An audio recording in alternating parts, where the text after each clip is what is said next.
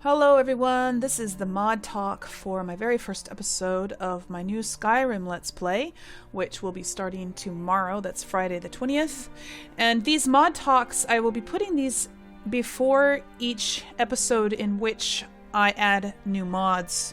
For whenever I add a new mod to my game, I'm going to have, or at least one that requires explaining or something you're really going to notice in the gameplay. I'm going to post a video like this before the episode so that whoever's interested in learning what my mods are and how they work, how they affect the game, can watch them. If you're not interested in the mods and you just want to watch my Let's Play, then you can completely skip these mod talks and not have to worry about them taking up time in the episode.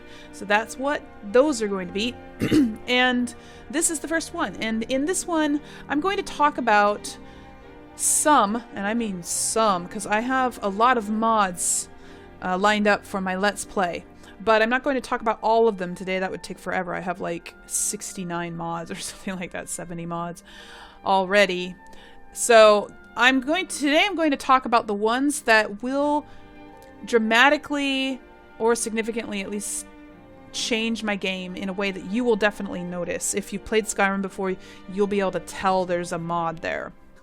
And you might be curious what kind it is. So those are the mods that I am going to talk about. And also, most of these mods are going to be changing the way I play the game.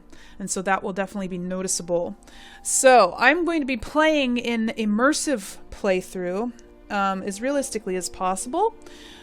I will not be using any fast travel. I'm not going to disable fast travel, like with a mod or anything, because sometimes you need to fast travel in order to get out of stuck situations, like if there's a glitch and you get stuck in a wall or something like that, you have to fast travel to get out of it. And so I'm going to keep fast travel on. However, I'm not going to use it. I don't use fast travel when I play on my own, and I'm not going to start now. So I will be cutting out long, boring travel times in my editing of the episodes after I record them, so you don't have to worry about like long extended periods of boring travel where nothing's happening. Anyways, I'm going to be playing realistically, so I'm going to be having a lot of mods that add to the realism of the game. So anyway, the first one, though, is called Opening Scene Overhaul, and I chose this because I had a sort of dilemma when I was deciding how I was going to play my Let's Play. I've been playing Skyrim for at least 2 years now without doing the vanilla intro to the game, where you go through Helgen and all that.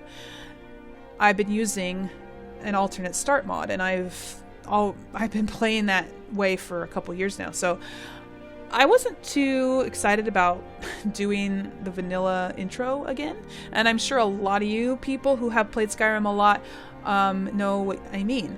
However, I do know that there are a lot of people who subscribe to my channel who have never played Skyrim before, and so they don't know what the opening scene actually looks like.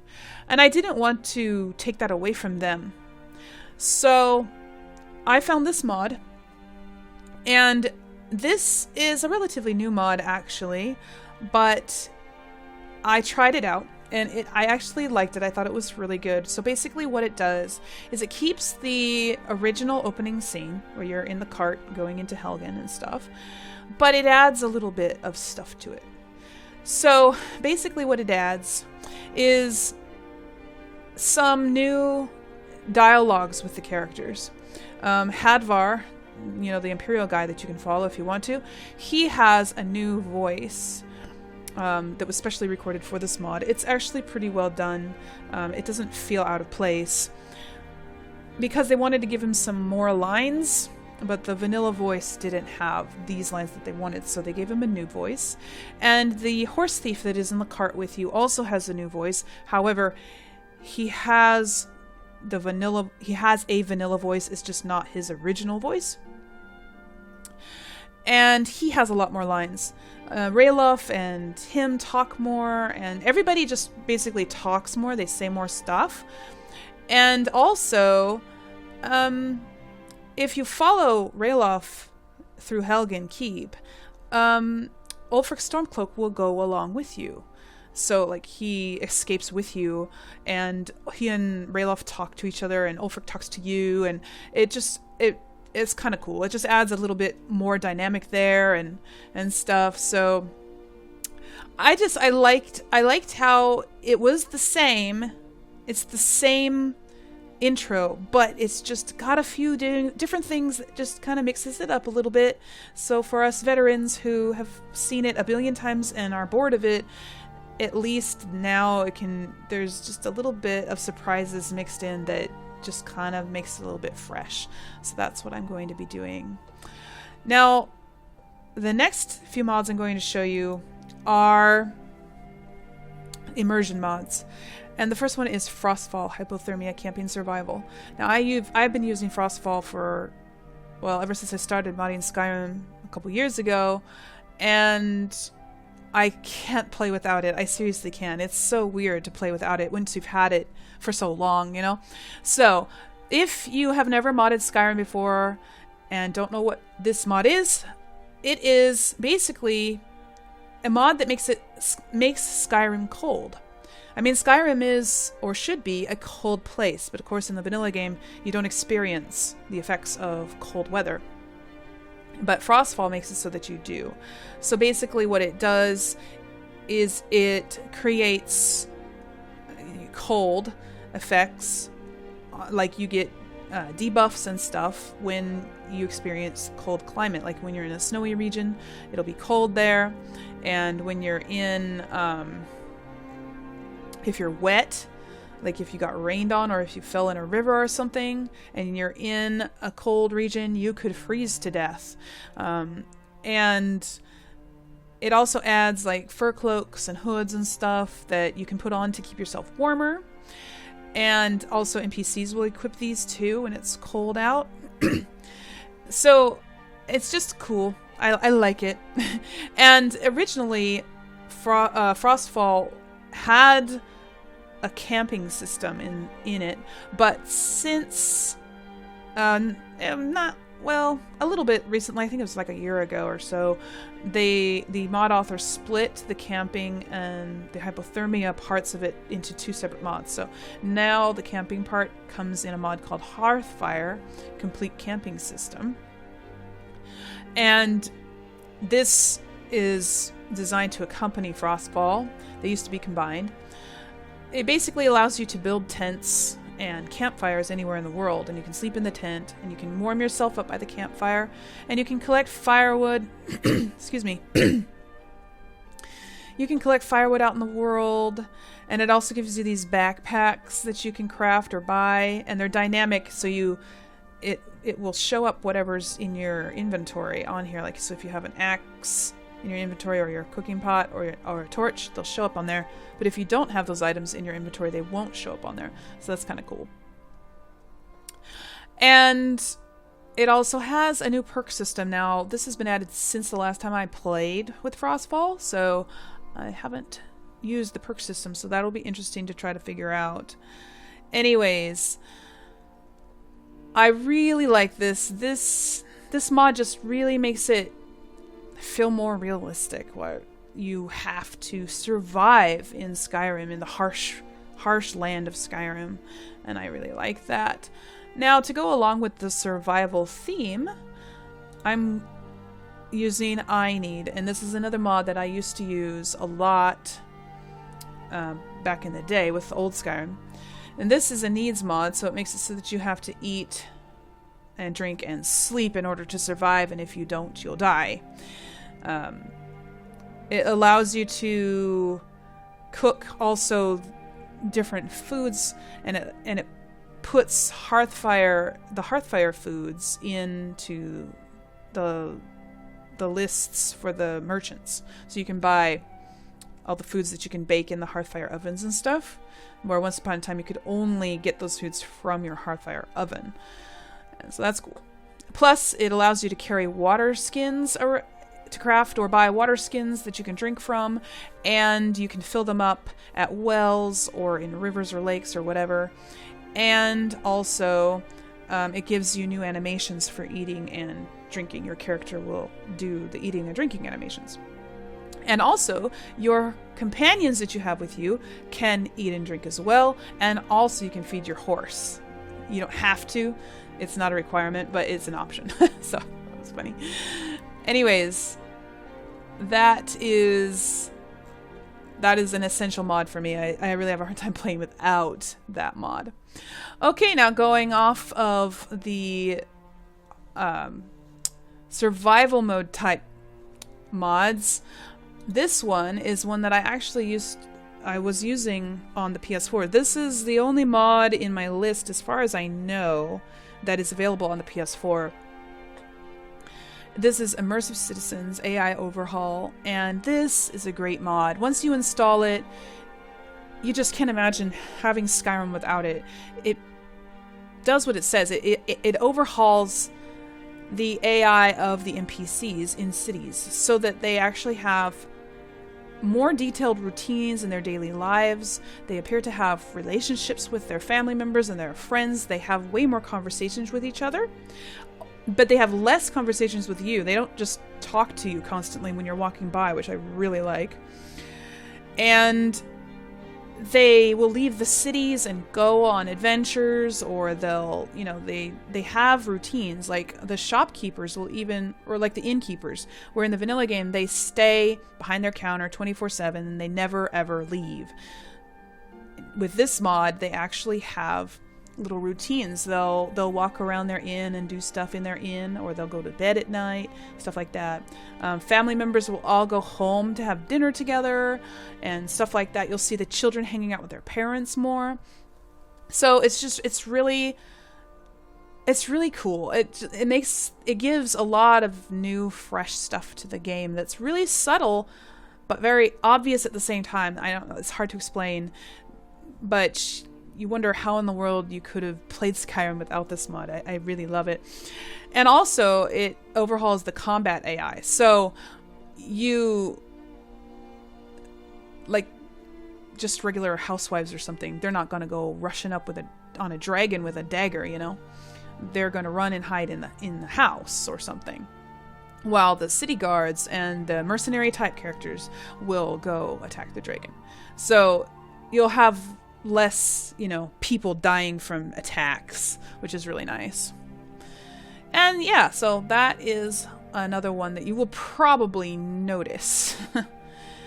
Now, the next one has to do with my character's build, or story, I suppose. Spoiler, my character is going to be a bounty hunter for a little while, at least. I don't know for how long, but at least at first, he's going to be a bounty hunter.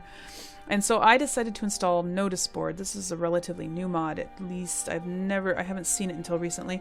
So it basically just adds these notice boards next to the inns in all the towns.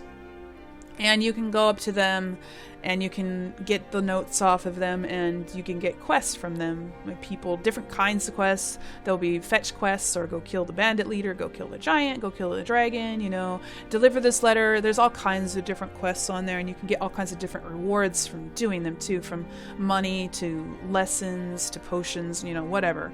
And you can pick and choose which ones you want to do. And there's quite a lot of quests on the notice boards, so I haven't really played with it yet. I kind of tested it a little bit just to see if it was going to work, because there was a notice board type mod out in the past some years ago, and it was really buggy. And so I was hesitant to try this one, but so far I have tried it a little bit, and so far it hasn't been buggy. So yeah. Anyway, that is going to be an addition. And now for questing type stuff, I got Not So Fast main quest. And I was actually really happy to see this, because I don't like how the main quest just pushes you through the main quest as fast as you can. The game just pushes you through. Like, if you only focused on the main quest, you could have it done by level 10. Literally. It's so fast. And you want to be able to go out and go adventuring and stuff, but then you feel like you're ignoring your main mission.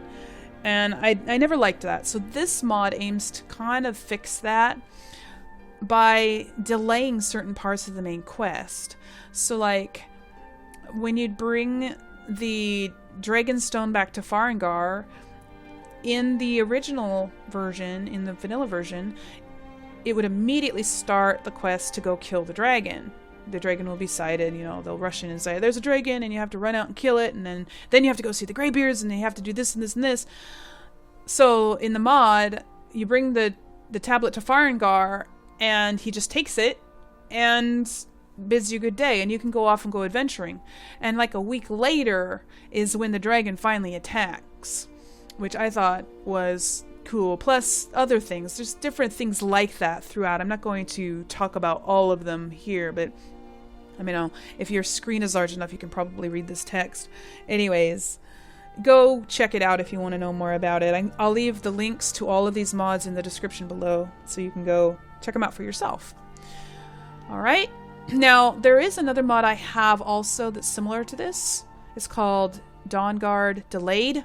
I couldn't find the web page for it for some reason. The search didn't bring it up, but I have it installed and it is on the Nexus. It just doesn't come up in my search anyway. I can browse for it and I'll find it, but I can't actually search it. It's really odd. Anyway, it's called Dawnguard Delayed, and it basically just makes it so that the Dawnguard DLC doesn't start until you reach a certain level. In vanilla, it's level 10, but with the mod, you can set whatever level you want. I think I set mine for level 30. Because as soon as Dawnguard starts, whether you decide to play it or not, it will start spawning vampires and deathhounds in the world. And they usually attack cities, and they end up killing all of the merchants and stuff, and I hate that. There are mods that prevent that from happening, but I just personally rather not have the vampires there to begin with, especially if I'm not planning on playing the Dawnguard DLC. Now, I am planning on playing it eventually, just not by level 10. That's just too soon. You know, I'm barely getting into the world and figuring the world out, and my character's barely got his feet under him, and suddenly he's thrown into this vampire hunting quest, you know? He's just coming to terms with being the Dragonborn, and now he's got to be a vampire hunter. It's just too soon, in my opinion, so that's why I'm using that. Now, there is also a mod called Dragonborn Delayed, which delays the Dragonborn DLC. However, and I would use it, however, for some reason, it doesn't let you pick which level the Dragonborn DLC starts. It forces you to finish the main quest first, and then the Dragonborn DLC will start after you've finished the main Dragon quest line, which I thought was odd, because what if you want to do it before you finish the main quest? I do. I probably will play the Dragonborn DLC before I finish the main quest. I usually do. Anyways, I'm not using that one because of that reason. If for some reason it changes in the future, before I reach level 10, when the Dragonborn DLC starts, then I will use it, but probably won't happen. Anyways, that's all about that. The last mod I want to talk about is RS Children Overhaul, and I used this mod in the past. It basically replaces the children with new models so that they look more realistic, and they look so much better, because there's a joke going around that the children, the vanilla children, are potato head children, you know, and they look horrible. The potato head children, the vanilla children have here, let's look at some more photos here. The vanilla children all look the same. They all have the same face. The boys and the girls alike all share the same face. They just have different hair. And this mod makes each one unique, and it makes them look more realistic. They match the adults better. They look like they belong in the same world as the adults, and I just think it's better. So I was really glad to see this mod come to the special edition, because it was one of my favorites. Anyway, you guys, that is it for now. Now, again, I have a lot of mods installed, something like 70 mods installed already. And I'm not going to go into all of those today. But if you are curious to know what they are, I will leave the names, my mod list, in the description of the Let's Play episodes. Well, the Let's Play episodes will always have my mod list in the description if you want to know what mods I'm using. I will not be able to provide links to all of them because that would be just time consuming to put all those links in, but you can use the names and search for them yourself. Anyways, if you have any questions about any of the mods I'm using, or if you would like to recommend mods that I use, feel free to leave comments down below. I would love to hear from you guys. And until then, I will see you. Yeah, I will see you in the episode. Be sure to come back tomorrow, the 20th, Friday, and to see the first episode of my Skyrim Let's Play. I am very much looking forward to it, and I'll see you guys there. Until then, remember to play safe, play nice, and have fun. Bye.